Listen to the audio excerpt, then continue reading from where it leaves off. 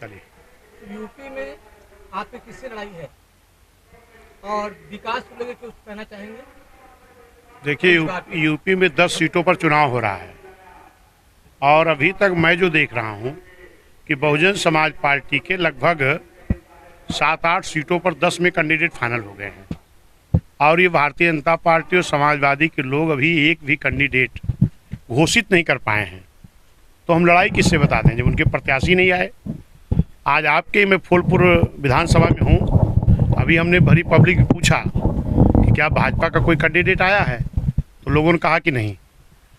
फिर हमने कहा कि समाजवादी का आया है, तो लोगों ने कहा नहीं।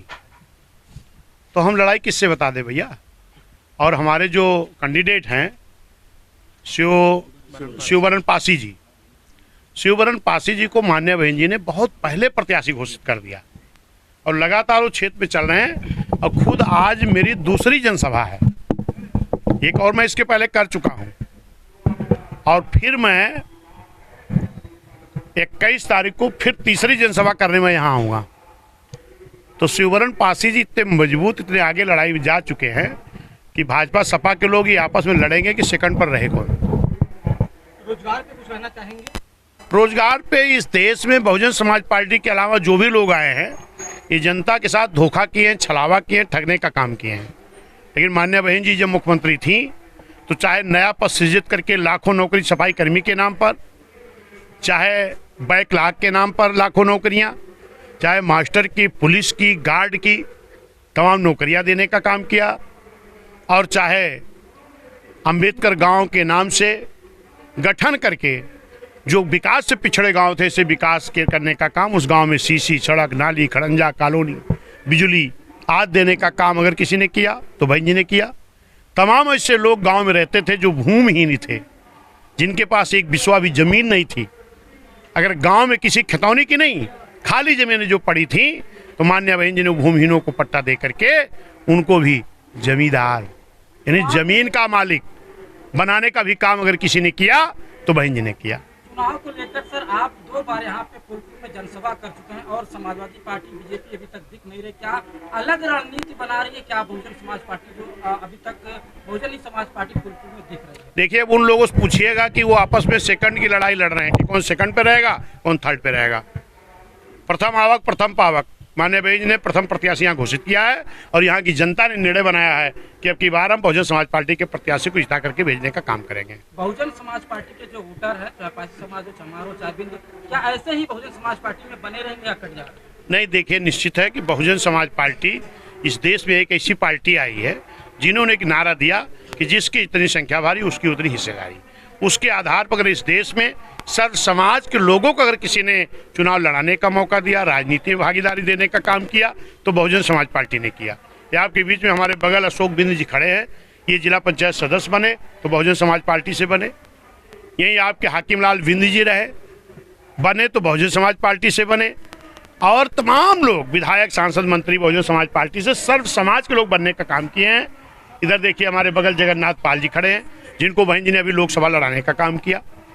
3-3 लोकसभा का टिकट पालों को दिया, 4-4 लोकसभा का टिकट चौहान समाज को दिया, प्रजापति समाज के बेटे को लड़ाने का काम किया, राजभर के भीम राजभर को लड़ाने का काम किया, पटेल समाज के 4-5 लोगों को, यादव समाज के, मुस्लिम समाज को, और यहाँ तक कि न्याय पसंद ब्राह्मण क्षत्रिय वैश्य समाज के लोगों को भी उनकी संख्या के आधार पर भागीदारी देने का काम किया है।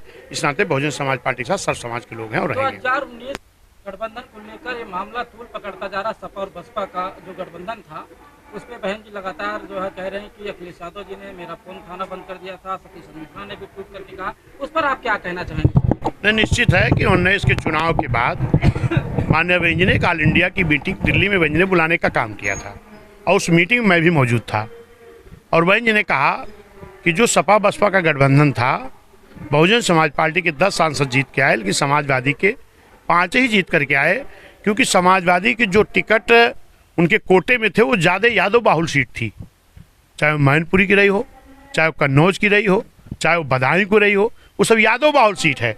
वहाँ अगर कोई न खड़ा होता साथ में वोट देने के लिए तो खाली यादव और जाटो यही जिता देते। लेकिन जब यादव समाज के लोग, कुछ लोग, वो खुद उनकी पार्टी को छोड़ के दूसरे दलों में चले गए तो उसमें बहन जी की क्या गलती है? और इसके बाद भी बहन जी ने अपने बड़प्पन को दिखाते हुए बहन जी ने अखिलेश यादव को फ़ोन लगाया कि भाई घबराओ मत। बहन जी का मकसद था कि हम बात करेंगे, उनको कहेंगे घबराओ मत, राजनीति में उतार चढ़ाव आता रहता है, फिर आगे हम लोग मजबूती से लड़ेंगे और फिर आगे बढ़ेंगे। लेकिन अखिलेश यादव जी का फ़ोन नहीं उठा। ये वो लोकसभा का जो ने सुना था उसके ठीक बाद दिल्ली में मीटिंग हुई थी, तब की बात है ये। आखिरी सवाल ये है, पहले ये बात पूरी हो जाने दो।